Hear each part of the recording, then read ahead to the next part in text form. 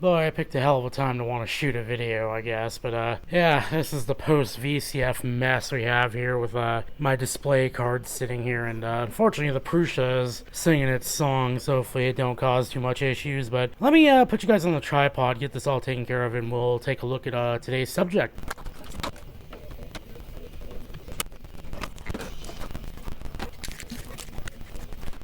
Okay, hopefully my use of a lavalier mic will make this a little bit better with the printer going off, but I've got a stiff drink.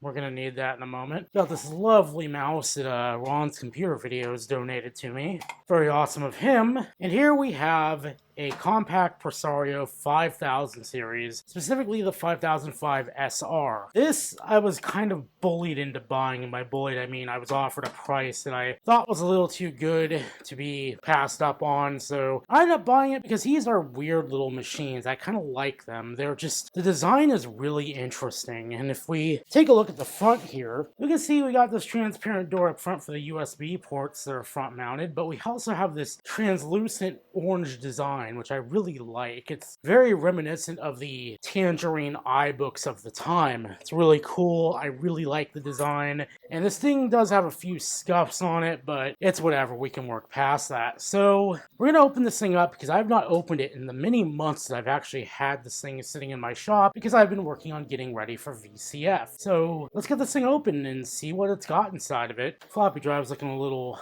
kind of worse for wear here. Let's see if I have a disc I can quickly shove in there to see if it at least does the mechanical things it's supposed to do. That's not confidence inspiring, but we'll see how that goes when we get it fired up. So I'm going to jump cut and we'll open the machine up. Again, I do apologize for the Prusa just chattering away in the corner over here. So at the top here we have this info card, which just tells us to go to some places that are probably long since gone, but probably still on the Internet Archive. I think I saw Mike Tech take one of these apart, and I was like, ooh, I need to do something on mine soon, but alright, let's get her turned all the way on the side here. Unfortunately, this card table is not the best, but I need to replace it at some point. I don't think we have screws in here, but we have a latch. Oh, that's nice. We have a latch. Okay. Ooh, finally, a system that's actually kind of messy inside. Oh, that's bad. Capacitors look okay. We do have a hard drive, so that's good. But I think we're gonna need to clean this thing up, especially over here. But that heatsink is bad. Oy. Yeah, let's go ahead and get this thing further taken apart, I guess. Okay, so while I may have referenced Mike Tech, I'm not going to do a full refurbishment of this system like he does oh so well. And as if I haven't referenced him enough, I mean, to tell you I like his channel, go check him out. He's a really good dude. I think a flat blade will get in here quite nicely and we can just pop this thing off. But as we can see, there's our heatsink and that is looking deliciously crunchy. And we have a thermal pad on the other side. Aha! I think these brushes were given to me for something completely different, but I think Garth gave them to me for something, but sorry if I'm abusing these, but I'm not gonna do that. I'm gonna go take this over to the other side of the garage and quickly blow it out. Okay, I think most of the dust bunnies inside have been dislodged, so let's see. This does not appear to be a Best Tech power supply, so I am confident that it's going to at least do something. Let's get our Pentium 3 out here and see what we've got. Our 133 megahertz bus. 933, just as it says on the tin. Stick that back down in there. What have we got for RAM? Actually, I'm going to brush that away real quick because I don't want anything getting into the RAM slots. I'm going to guess 128 megabytes. And yeah, 128 megabytes. So you saw me just put a bunch of RAM into that G3. I probably could have just left one of the sticks out, but alas. I don't know what I'm going to do with this machine just yet. I don't know what role it is going to serve. I bought it just because it looks cool. So maybe it'll be my Windows 2000 rig. I don't know yet. But let's get this bad boy taken care of. Boy, that looks like just snow. So, and my screwdriver is going the wrong way. What I hope this isn't is corrosion, because that's going to be terrible.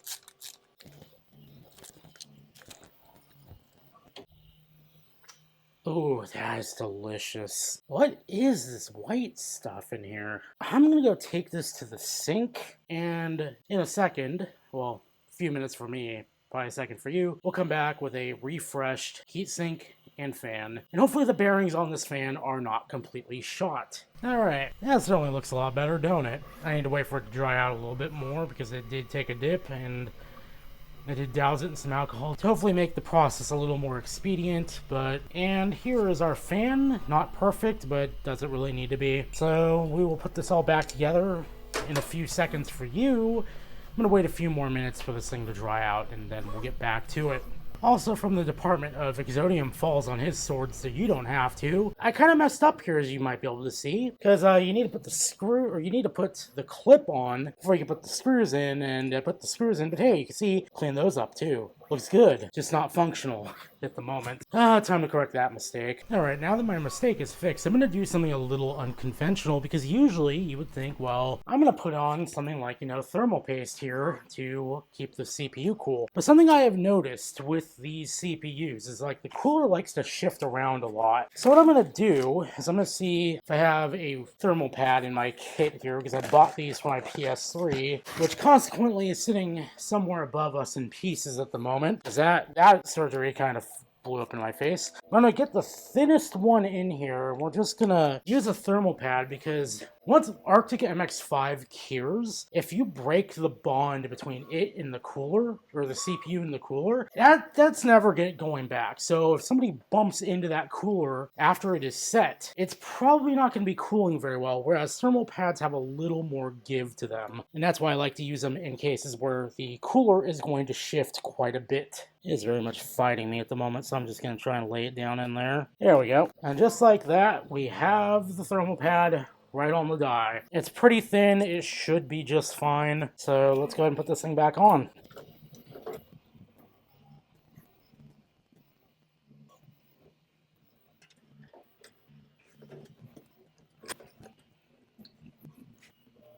And just like that, boom, we are done. I am gonna actually just go ahead and connect this thing up to the test bench, and we'll see what it does, if anything at all. Hopefully the power supply works, because I don't feel like dealing with that at the moment. Yeah, we've got the test bench right up here, this lovely TV that, thanks to the harsh light, looks very dirty, but in fact it doesn't look that way to my eyes. So let me go through my VCF stuff, find my power cables, we'll get this thing up and running. Alright, you guys probably can't hear me as well as usual because I have the mic off and in the PC, but I brought out the big guns for this, so you know what? This thing better just work. So I'm going to go ahead and put you guys a bit closer so you can hear the ASMR of the hard drive, hopefully over the printer, because yeah, I got the printer in stealth mode, so hopefully it should be a little more quiet. Alright, we're all set up. I've quieted down the printer, so hopefully that makes for a little more enjoyable video here. So I've got everything hooked up to the TV. I have power live. As Mike Tech would say, here comes power. And the lights dimmed, so it just started up. It's starting up. It's got Windows 2000 on it.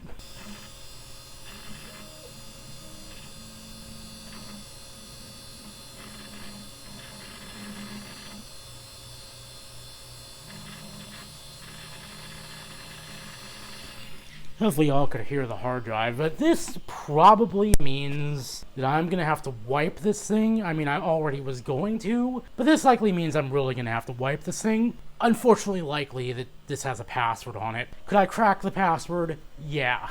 Will I? Don't think so. And we've lost video, interestingly enough. It's not good, but well, let's see if the optical drives work at least. That one pops out, very nice. The second one's a little on the weak side, but I mean, what isn't these days? Are we gonna get video? Is it gonna try and give me video? It just flashed off there for a minute. I think we're gonna have to get the real deal monitor for this because, yeah, this isn't going so well. And I've got the real deal monitor right down here. We just gotta get it hooked up. And I return with video this time. This TV has really, and I'm talking about the TV behind the current monitor, has really kind of let me down as of late, and I'm probably going to replace it with just a big PC monitor at some point because I'm just like not... It used to be that any resolution I could throw at it would work, but it seems to be proving me wrong lately. So Your password has expired and must be changed. Haha, you've got to be kidding me. That was too easy. Beautiful, we're in. And this seems to be the, somebody upgraded from the original install, I think. This is rated for Windows Millennium. Oh. Yeah, we're gonna censor that right out. So this system has stuff on it. Personal data. Somebody did not wipe this poor machine before it was sent to e-waste, and maybe do that. For the love of all that is holy, wipe your machines. Yeah, this was used up until 2005, it looks. I don't have any of the, again, the system kung fu that, again, the person I love to reference so much for this, Mike Tech, uses to determine things, but just looking at the documents, I see stuff for Christmas 2005, and this is all going to be blurred when I go to edit. But I'm just seeing Christmas 2005, and I'm assuming that's around when this machine was put to rest, which, I mean, I used the Pentium 3 machine up until 2006, so I kind of get it. And I mean, if the computer is doing what it does for you, whatever, man. Use what works for you. I used the Pentium 3 system, but actually a Compaq Desk Pro from the early 2000s till I got my MacBook Pro for college, which unfortunately got stolen not long after I got it. In 2006. So it's a valid use case. Let's see what they had for. I am probably going to regret clicking this. Oh, nothing. Okay. Let's see what were they listening to. That did not work. Can I get a task manager? I'm also getting the feeling this thing has probably got some level of malware on it, but then again, this is Windows 2000. I think it's a little more hardy against malware than Windows 98 ever could be. Let's see, that looks like SP4 Express. They were keeping their system up to date. That's good. Microsoft Money, online services. I think this is default on Windows 2000. Yeah, Windows Line. Yeah, we canceled it because it's probably already installed. My computer. System save. This is this what I think it is? Huh. I think this allows us to restore. Part of me wants to back this up, but I think everything is probably up somewhere. But let's see, how much do we have here? We have a 60 gigabyte hard drive. Wow. This had to have been upgraded at some point. 60 gigs would have been way too much for the when this thing was first introduced. I'm sorry for the shaking, and this card table is just weird. So, ooh, I miss those fade-in animations. Ah, man. Yeah, it's all here. Easy CD creator. I think that probably came with the system. DVD player. That also came with the system because back then you can't just play DVDs. You had to have like a DVD decoder, and you also had to have like software for it all, and it was just a huge mess at the time. I remember some DVDs coming with interactual player, and that thing was awful. So good on Compaq for actually including something here. But it looks like other than a few documents here, Broderbund, family lawyer, this was not really used a whole lot. Benefits summary. I'm guessing this was an older person that was using this, if I had to guess. That's my Presario. Oh, that's an internet thing.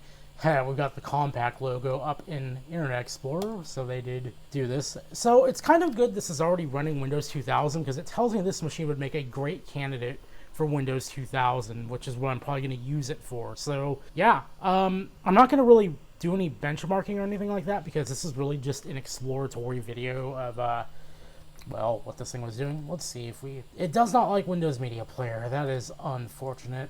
Anyway, yeah, I'm going to go ahead and just leave it there, because I don't want to go deep into this thing, because I'm going to probably need to wipe it because there's personal data on here. So hopefully you enjoyed this video and going through this, and I'll see you guys next time. Bye for now.